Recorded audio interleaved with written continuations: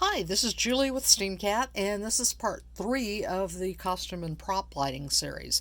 Today I'm going to be talking about various controller boards that you can use to control your lights, your motors, whatever you have in there. So to start off with, I'm going to show you most of what I'm showing you will be wearables based. This is the Adafruit Gemma. It's a tiny little board, and I'm actually going to plug it in here for you. There are two power inputs. This is USB. You would also use that to program. And this is what they call a JST connector. It's kind of hard to see. But there we go. You can use that for a battery pack. I'll show you one later. Plug it in. Okay. This guy is really cool. There's your 3 volts out, your power, which we're using for battery and USB power.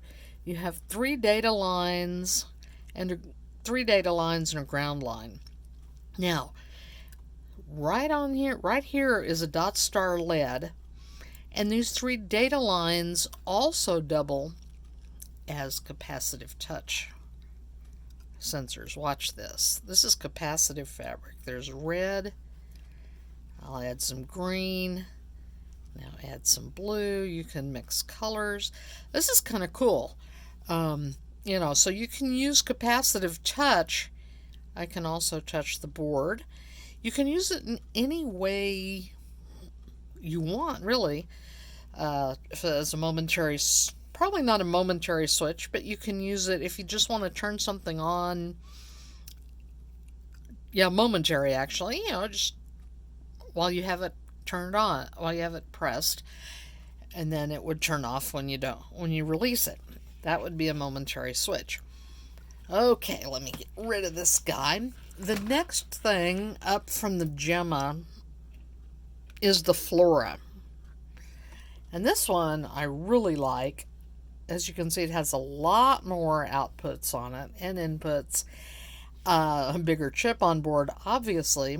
The same power and programming ports.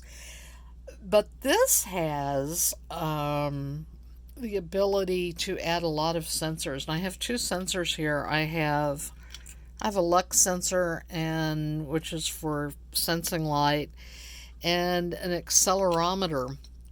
Now, your accelerometer is like what's in your phone or your tablet when you switch orientations. That's what senses that. These are really awesome. I'm going to show you more about these sensors in a minute, but we're going to move these out of the way and show you. Here's the battery pack I was telling you about. This is, see if I can get this all in the frame here. This is a lily pad. We talked about these earlier in another video. Some of the proceeds of these go to Leah Buckley for education. I'm going to turn this on and it'll start up.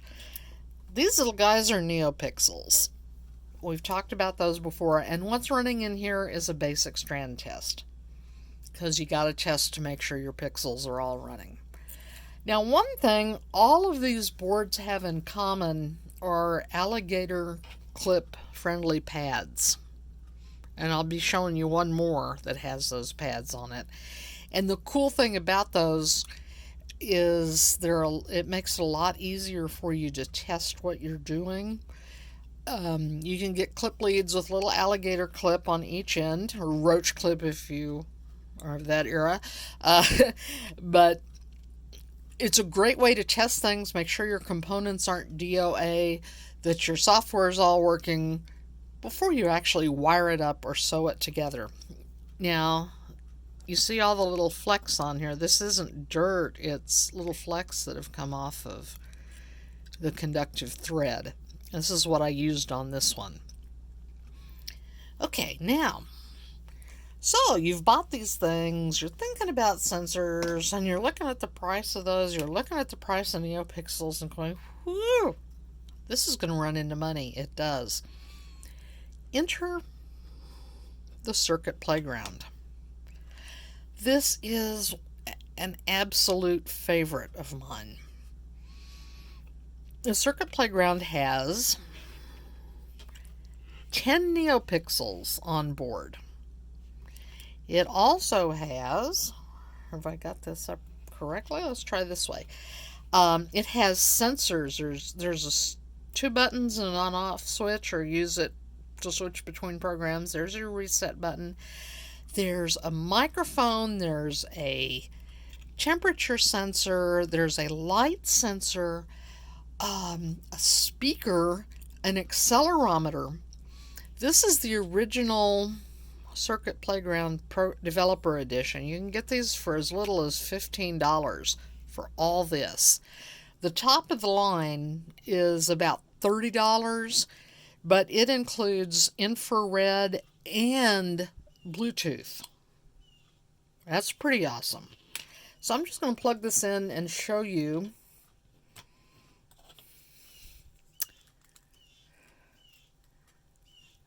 Find it here somewhere. Here we go. Okay, up here is your color sensor, and I'm going to show you how that works. There's a little light that will turn on. I'm just going to lay this piece of blue fabric here, pardon the threads. It turned blue. I'll turn off the light so you can see it. Okay, and this is my kind of nasty orange washcloth. And we'll do that, and you can see that it turned orange. This washcloth has a purpose. When I'm sewing, I can put all my little thread clips on there and then just kind of shake it out over the trash can, and it works out great. Trust me on this.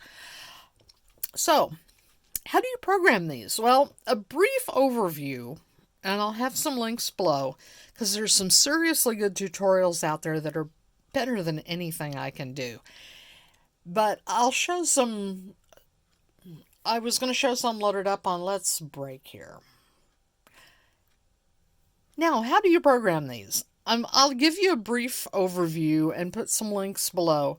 Most of these will program in a language Arduino, basically. It's kind of a derivation of C, and it's not that hard. Trust me. There are examples everywhere on the internet, and it's all open source, so you grab some code, start playing with it, figure out how to change the values, and before you know it, you're really programming. But there are a couple of others. One is CircuitPython, and the Gemma will support that, this guy, and some versions of the Circuit Playground will support it. And CircuitPython is Adafruit's version of the Python programming language. You can get an editor, which is free, or you can edit it in Notepad. And when you're in Python mode, when you have what they call the bootloader loaded, you plug it into your computer and it shows up as a USB drive. So you can just drag your code in there and it'll reboot and you can see if your code runs, which is really awesome. Another thing that supports some versions of Circuit Playground and a few other devices out there is Microsoft's Make Code.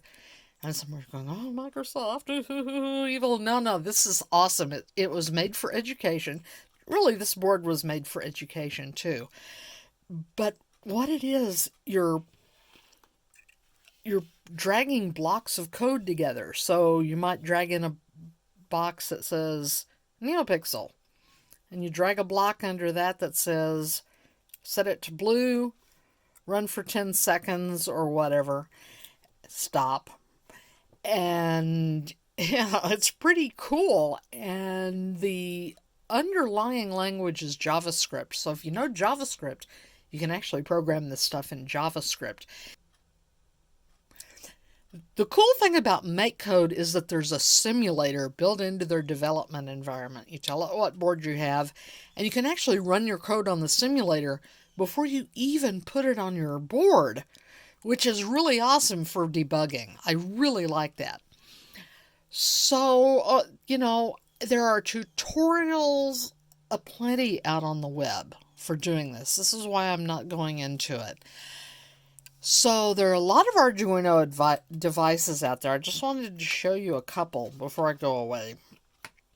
This is the Adafruit Feather NRF 52832. Are you going, what does that mean? The other word that's important here is Bluetooth. The NRF bunch of numbers is the chip that's on board. It supports Bluetooth. This is the SparkFun version of this. See all these little bitty circles, those are your IOs. So they have a lot more memory than the wearable processors I've shown. They can support a lot more lines of neopixels, sensors, switches, relays, whatever you have in mind. So these are really awesome, and there's a lot you can control via Bluetooth. Both Adafruit and SparkFun have their own Bluetooth apps that are free that you can use to control Bluetooth with these things. Isn't that cool? There's some of these that have a small radio transmitter built in, and I'm going to show that in the next video. Yes, I'm going to tease it. The next video, I'm going to show you some projects that my husband and I have both put together. So I will tease you one of them. My husband has built a canine from Doctor Who, and I will put that link in the stuff below, and you can go check it out and see what it does, see it run through some of its basic paces.